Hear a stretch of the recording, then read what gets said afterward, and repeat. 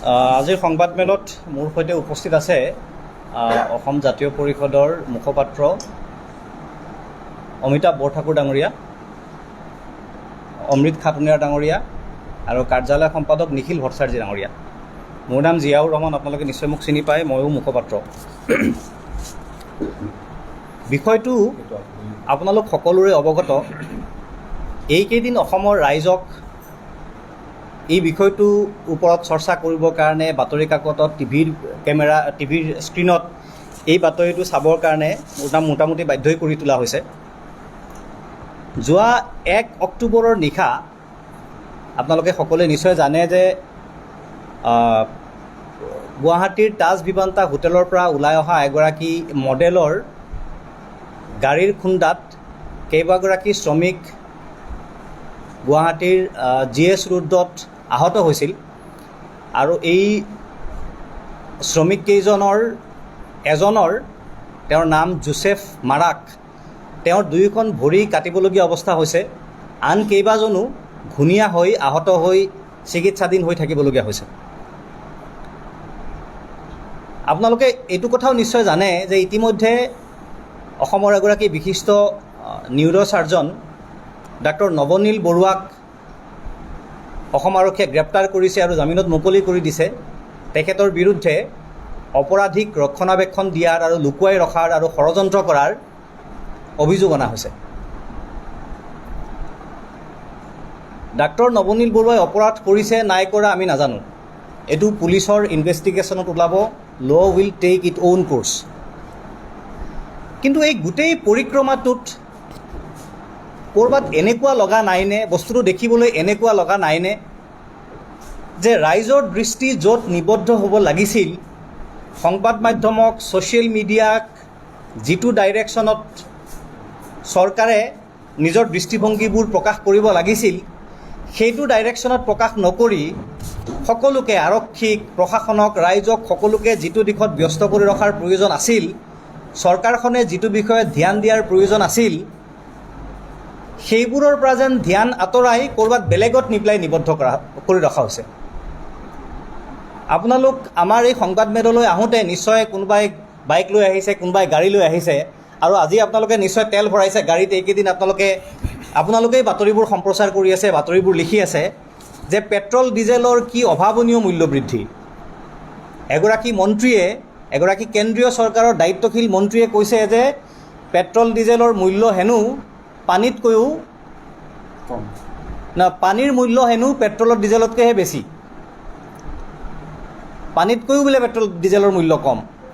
আৰু এগৰাকী অসম চৰকাৰৰ প্ৰাক্তন মন্ত্ৰী আৰু অসমত যোনে চৰকাৰ চলায় সেই ৰাজনৈতিক দলটোৰ ৰাজ্যিক সভাপতি ভৱেশ কলিতা ডাঙৰীয়াই মানুহক পৰামৰ্শ দিছে যে আপোনালোকে খোজকাঢ়ি বজাৰ কৰিবলৈ যাব, বাইকত 3জন উঠিব। আপোনালোকে এতিয়া কোনোবা দিছপুৰৰ পৰা, GS ৰোডৰ পৰা আমাৰ অফিচলৈ সংবাদমেল কৰিবৰ কাৰণে আহিছে, আপোনালোকেও নিশ্চয় খোজকাঢ়ি আহিব লাগিব তেখেতৰ পৰামৰ্শ যদি মানিবলগীয়া হয়।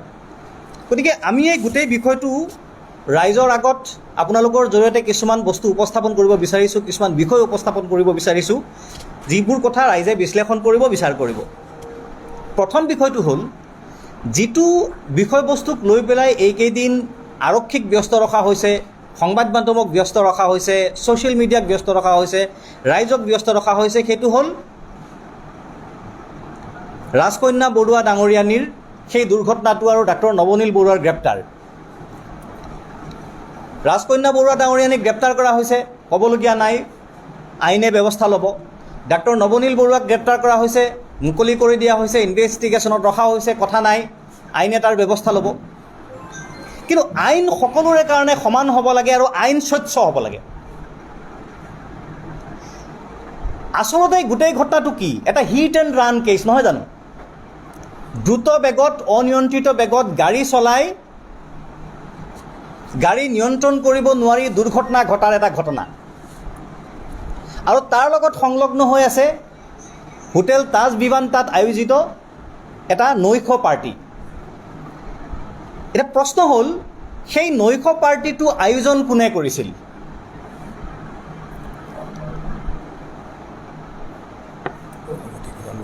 সেই নৈশ পাৰ্টিটো ইমান ৰাতিলৈকে চলাই নিবৰ কাৰণে অনুমতি কোনে দিছিল? সেই নৈশ পাৰ্টিটোত ৰাজকন্যা বৰুৱাৰ বাহিৰে আৰু কোন কোন আছিল? ৰাজকন্যা বৰুৱাক হস্পিটেলত এডমিট কৰাৰ কাৰণে ICUত ছেমি ICUত বিচনা দিয়াৰ ব্যৱস্থা কৰাৰ কাৰণে ডাক্তৰ নৱনীল বৰুৱাক গ্ৰেপ্তাৰ কৰা হৈছে। আপাত দৃষ্টিত আইনী বিশেষজ্ঞসকলে এই কথাটোও কৈ আছে যে জামিনত মুক্তি পোৱা এগৰাকী ব্যক্তিক তেওঁ যদি ইচ্ছা কৰে তেতিয়াহ'লে তেওঁ কোনোবা ডাক্তৰে ICUত এডমিট কৰিব পাৰে। কিছুমান আইনী বিশেষজ্ঞই ছ'চিয়েল মিডিয়াত এই কথাটো লিখিছে যে এইটো অপৰাধ নহয়, এইটো অনৈতিক হ'ব পাৰে। আমি সেই সম্পৰ্কত মন্তব্য নিদিওঁ, আমি কৈছোঁ এইটো আইনে বিচাৰ কৰিব। ঠিক আছে, এই ঘটনাটোৰ সৈতে সম্পৰ্ক থকা বাবেই ডাক্তৰ নৱনীল বৰুৱাক গ্ৰেপ্তাৰ কৰা হৈছে, কিন্তু ঘটনাৰ সৈতে সম্পৰ্কিত বাকী যিসকল ব্যক্তি তেওঁলোকক তদন্তৰ আওতালৈ অনা হৈছে নে নাই? মই ইতিমধ্যে প্ৰশ্ন উত্থাপন কৰিছোঁ। আমাৰ দলৰ প্ৰশ্নটো হৈছিলে যে সেইদিনাখন সেই পাৰ্টি কোনে আয়োজন কৰিছিল সেই কথাটো চৰকাৰে খবৰ লৈছে নে নাই, সেই ব্যক্তিগৰাকীক তদন্তৰ আওতালৈ আনিছে নে নাই, সেই প্ৰশ্নৰ উত্তৰ ৰাইজক দিব লাগে। ইতিমধ্যে সংবাদ মাধ্যমত খবৰ ওলাইছে যে বিগত কোভিড মহামাৰী দুৰ্যোগৰ সময়ত চেনিটাইজাৰ ছাপ্লাইৰ ব্যৱস্থাৰে, চৰকাৰী চেনিটাইজাৰ ছাপ্লাইৰ ব্যৱস্থাৰে ব্যাপক হাৰত ধন আহৰণৰ সুবিধা পোৱা এগৰাকী ব্যক্তি বাতৰি কাকতত ওলাইছে। এই পাৰ্টি আয়োজন কৰিছিল পংকজ সাধনীদাৰ নামৰ এগৰাকী ব্যক্তিয়ে। খবৰ ওলাইছে যে সেই ব্যক্তিগৰাকী কোভিডৰ সময়ত চেনিটাইজাৰ ছাপ্লাইৰ লগত জড়িত আছিল। তেখেতে আয়োজন কৰা সেই পাৰ্টিত গুৱাহাটী মহানগৰ প্ৰশাসনৰ শীৰ্ষ পৰ্যায়ৰ বিষয়া, গুৱাহাটী মহানগৰ আৰক্ষীৰ শীৰ্ষ পৰ্যায়ৰ বিষয়া, শীৰ্ষ পৰ্যায়ৰ চৰকাৰী ঠিকাদাৰ, আমোলা আৰক্ষী বিষয়া, ৰাজনীতিক, জনপ্ৰতিনিধি উপস্থিত থকা বুলি সংবাদ মাধ্যমত ইতিমধ্যে ছ'চিয়েল মিডিয়াত ইতিমধ্যে প্ৰকাশ পাইছে। এতিয়া আমাৰ প্ৰশ্নটো হ'ল, ৰাইজৰ মনলৈ অহা প্ৰশ্নটো, যিটো ৰাইজৰ বিভিন্ন মানুহৰ লগত কথা পাতি আমি গম পাইছোঁ, ৰাইজে এই প্ৰশ্নটো উত্থাপন কৰিব খুজিছে যে সেই ব্যক্তিসকলক এই তদন্তৰ আওতালৈ অনা হৈছে নে নাই। দ্বিতীয় কথাটো হ'ল, 1 অক্টোবৰৰ নিশা 1 বজাৰ পৰা 2 বজাৰ ভিতৰত ঘটনাটো ঘটিছিল। আপোনালোক সকলোৱে জানে যে ৰাতি 12 বজাৰ পিছত 1 তাৰিখৰ ৰাতি 12 বাজি গ'লে 2 তাৰিখ সোমাই যায়।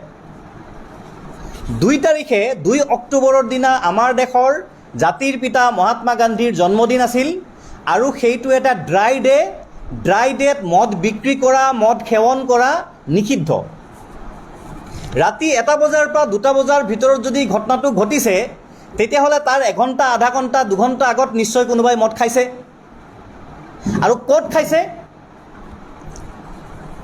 চাৰ্কামষ্টেঞ্চিয়েল এভিডেন্স হ'ল হোটেল তাজ বিমানতাত। এতিয়া হোটেল তাজ বিমানতা এই তদন্তৰ আওতালৈ আহিবনে? ড্ৰাই ডেৰ দিনাখন ৰাতি হোটেল তাজ বিমানতত দেৰিলৈকে, ৰাতি মানে 2 তাৰিখ সোমাই যোৱা সময়লৈকে কোনে কোনে মদ্যপান কৰিছিল, সেই পাৰ্টিত কোন কোন উপস্থিত আছিল, যিসকল শীৰ্ষ পৰ্যায়ৰ আৰক্ষী আৰু যিসকল প্ৰশাসনীয় বিষয়া উপস্থিত আছিল বুলি বাতৰি ওলাইছে, তেওঁলোকেও মদ্যপান কৰিছিল নেকি, এই প্ৰশ্নৰ উত্তৰ আৰক্ষীয়ে, চৰকাৰৰ গৃহ বিভাগে বিচাৰিছেনে?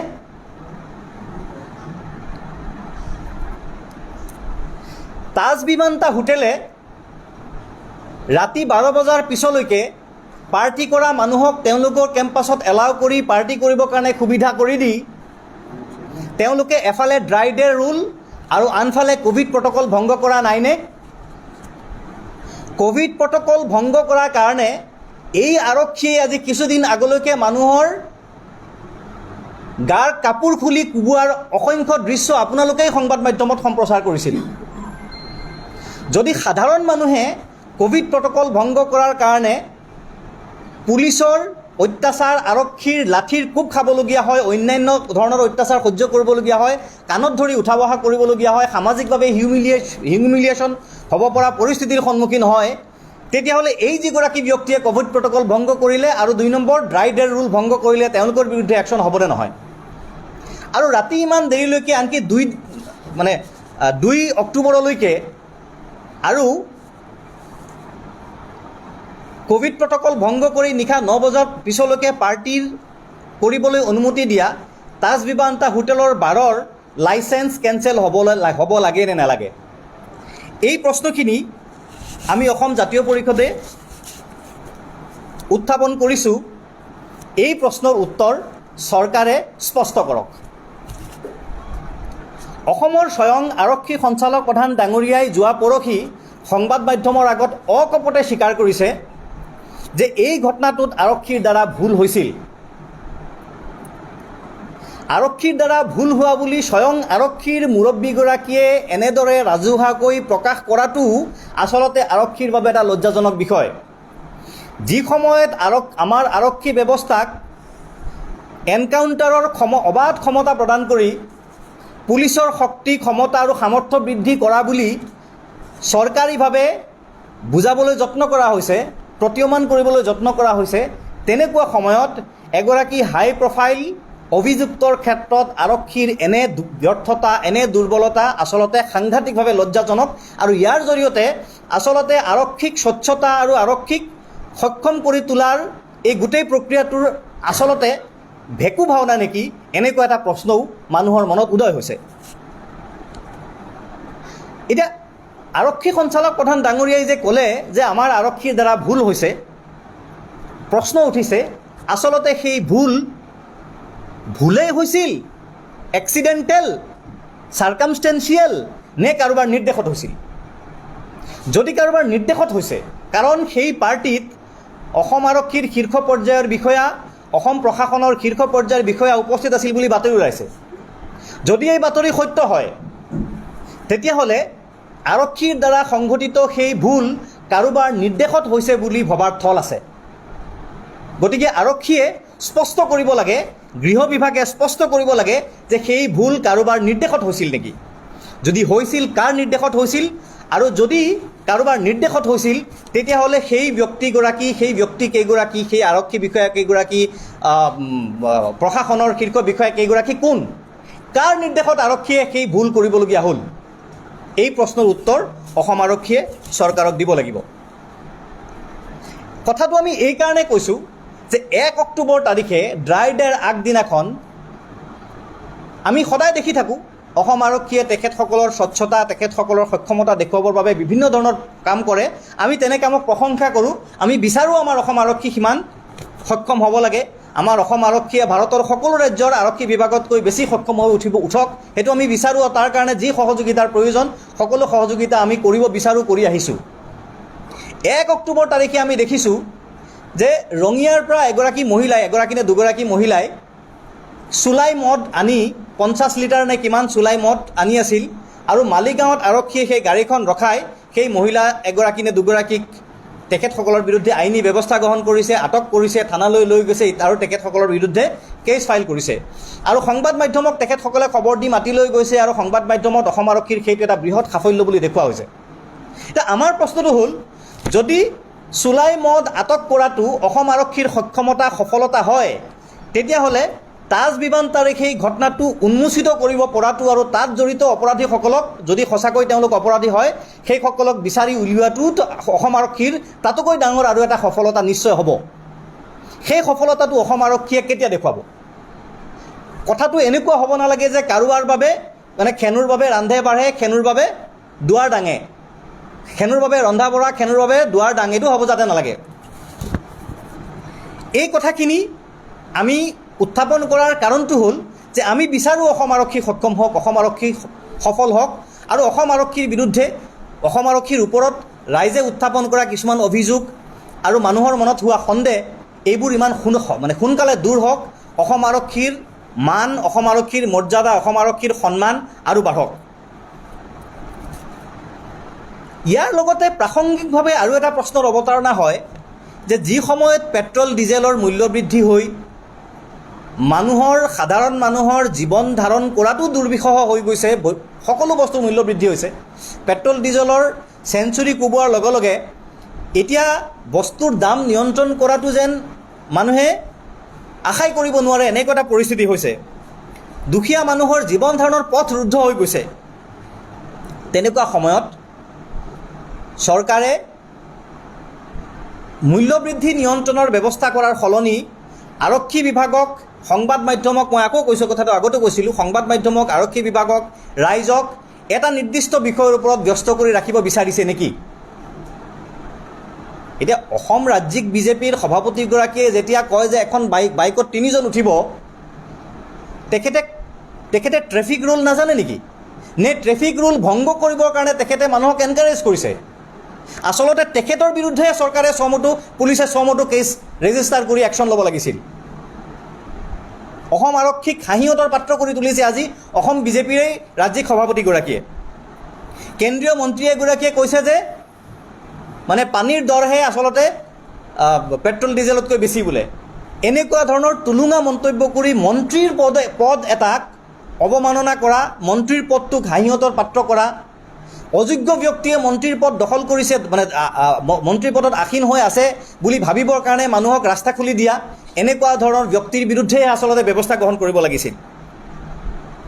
গতিকে আমাৰ প্ৰশ্নটো হ'ল, আচলতে এই গোটেই প্ৰক্ৰিয়াবিলাক স্বচ্ছভাৱে হৈছে, সঁচাকৈ আন্তৰিকভাৱে কাম কৰিবৰ কাৰণে, আন্তৰিকভাৱে ব্যৱস্থা গ্ৰহণ কৰিবৰ কাৰণে হৈছে, নে ইছ্যু ডাইভাৰ্ট কৰিবৰ কাৰণে হৈছে, নে ডাক্তৰ নৱনীল বৰুৱাৰ দৰে ব্যক্তি যিগৰাকীয়ে সততে চৰকাৰৰ বিভিন্ন কাম কাজক সমালোচনাকাৰে চৰকাৰৰ নেতিবাচক দিশবোৰ আঙুলিয়াই দিয়ে আৰু চৰকাৰী আৰু বিজেপি দলৰ নীতিৰ বিৰুদ্ধে স্পষ্টভাৱে সংবাদ মাধ্যম আৰু অন্যান্য ৰাজহুৱা মঞ্চত মাত মাতে, তেওঁৰ বিৰুদ্ধে আচলতে এইটো এটা ভিণ্ডিক্টিভ এপ্ৰ'চ নেকি? এইটো এটা প্ৰতিশোধমূলক, এটা অসহিষ্ণু বিষয় নেকি? অসহিষ্ণুতা প্ৰকাশ পাইছে নেকি? এই প্ৰশ্নটোৰ উত্তৰ চৰকাৰে দিব লাগিব। কাৰণ বিজেপিৰ সংস্কৃতিত অসহিষ্ণুতা আছে, বিজেপিৰ সংস্কৃতিত প্ৰতিশোধ পৰায়ণতা আছে, আৰু সেইকাৰণে আমি সন্দেহ কৰিবলৈ বাধ্য হৈছোঁ যে আৰক্ষীকো আচলতে ৰাজনৈতিক আক্ৰোশ পূৰণ কৰিবৰ কাৰণে শাসক পক্ষৰ ব্যৱহাৰ কৰা হৈছে নেকি? তাৰ লগত আৰু এটা কথা উত্থাপন কৰাটো জৰুৰী, সেইটো হ'ল, মই ইতিমধ্যে আপোনালোকক কৈছোঁ যে জোচেফ মাৰাক নামৰ যিগৰাকী ব্যক্তিৰ এগৰাকী অত্যন্ত দুখীয়া শ্ৰমিকৰ 2খন ভৰি কাটি দিবলগীয়া হৈছে, যি বৰ্তমানে গুৱাহাটী চিকিৎসা মহাবিদ্যালয় হাস্পাতালত চিকিৎসাধীন হৈ আছে, সেই ব্যক্তিগৰাকী আৰু বাকী যিসকল আহত ঘূণীয়া চিকিৎসাধীন শ্ৰমিক আছে, তেওঁলোকক চৰকাৰে আৰ্থিক সাহায্য দিবনে নিদিয়ে? তেওঁলোকৰ সংস্থাপনৰ ব্যৱস্থা কৰিবনে নকৰে? আমি সকলো ডাক্তৰ নৱনীল বৰুৱাক গ্ৰেপ্তাৰ কৰিছে নকৰিছে, ৰাজকন্যা বৰুৱাই কি কৰিছে সেইটো লৈ ব্যস্ত, কিন্তু এই যে দুখীয়া মানুহখিনিৰ আজি কি অৱস্থা, আজি সংবাদ মাধ্যমত বাতৰি ওলাইছে, মানে এখন বাতৰি কাকতত দেখিলোঁ যে মাৰাকৰ যিজন শ্ৰমিক ভৰি 2খন কাটিবলগীয়া হৈছে, গাৰোপাহাৰ জিলাত ঘৰ, তেওঁৰ ক্লাছ 10ত পঢ়া ল'ৰাটো গুৱাহাটী চিনি নাপায়, আহিবৰ কাৰণে কোনো ব্যৱস্থা নাই, তেওঁৰ গাঁৱৰ মানুহে 10 টকা 5 টকা চান্দা উঠাই 1000 টকা যোগাৰ কৰি দি মঙলদৈৰ কোনোবা এজন চিনাকি মানুহৰ ওচৰলৈ তেওঁ গৈছে আৰু তাৰ সেই মানুহজনে আনি পেলাই গুৱাহাটী চিকিৎসা মহাবিদ্যালয়ত হাজিৰ কৰিছে, উপস্থিত কৰোৱাইছে। গতিকে দুখীয়া মানুহৰ প্ৰতি এই এপ্ৰ'চ কিয়? দায়বদ্ধতাটো আপোনালোকৰ এইটোৱেই নেকি? হাই প্ৰফাইল মানুহক আপোনালোকে ৰক্ষণাবেক্ষণ দিছে, কিন্তু দুখীয়া মানুহ এজনক হস্পিটেলৰ বিচনাত জীৱন মৃত্যুৰ সৈতে যুদ্ধ কৰি এনেদৰে অনাদৃত অৱহেলিত হৈ পৰি থাকিবৰ কাৰণে আপোনালোকে বাধ্য কৰিছে।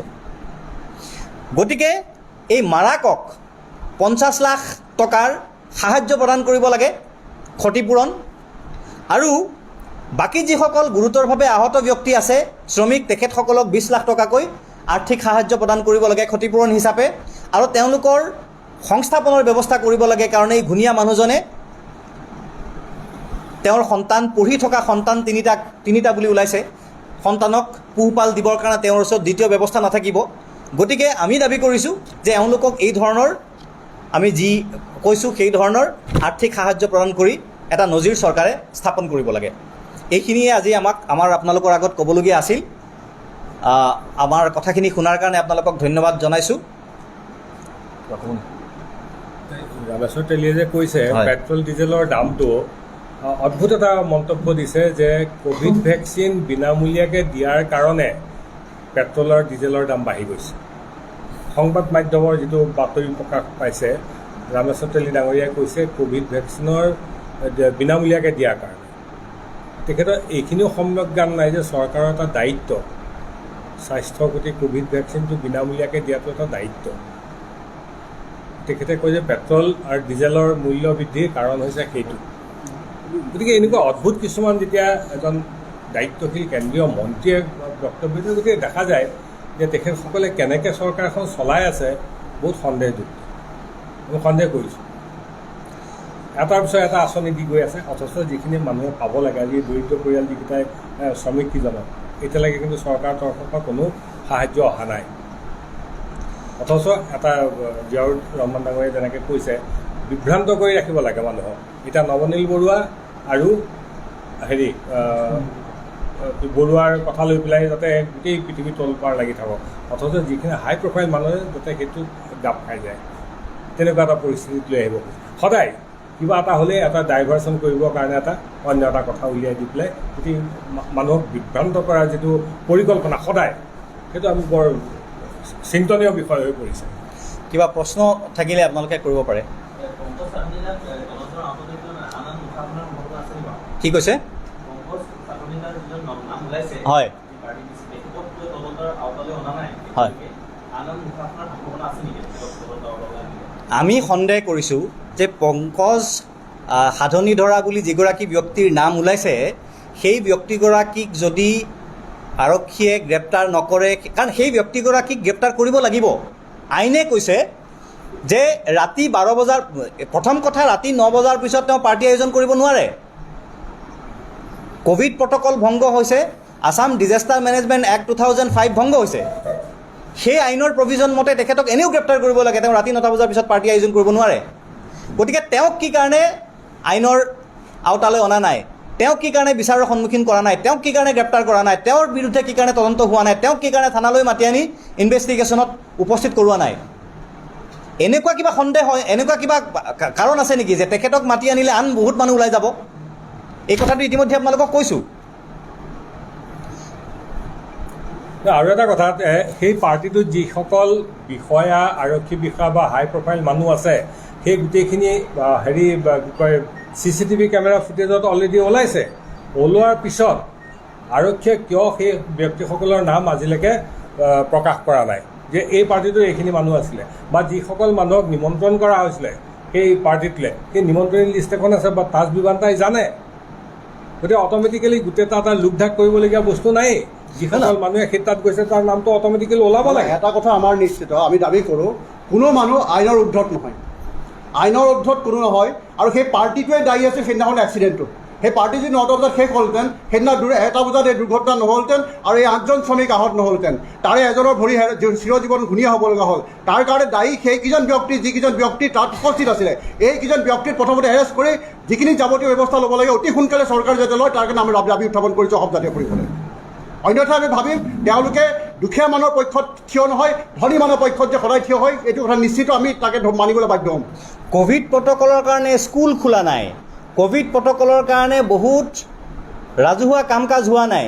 আজি কেইদিনমান আগলৈকে মন্দিৰ, মছজিদ, নামঘৰ বন্ধ আছিল। মানুহৰ জীৱন ধাৰণৰ বহুত কাম কাজ কোভিড প্ৰট'কলৰ কাৰণে মানুহে কৰিব পৰা নাই, আৰু মানুহে ইচ্ছা কৰি কৰা নাই, মানুহে চৰকাৰৰ নীতি নিয়ম মানি চলিছে। অথচ কোনোবা VIP হ'ল বুলিয়েই তাজ ভিভান্তাত ৰাতি 2টা বজালৈকে, মানে শেষ ৰাতিলৈকে পাৰ্টি কৰি থাকিব, সেইসকলক চৰকাৰে কি কাৰণে, আৰক্ষীয়ে কি কাৰণে ৰক্ষণাবেক্ষণ দি আছে? এই প্ৰশ্নটো কিন্তু প্ৰাসংগিক। এই প্ৰশ্নৰ উত্তৰ অসম আৰক্ষী আৰু অসম চৰকাৰৰ গৃহ বিভাগে দিব লাগিব।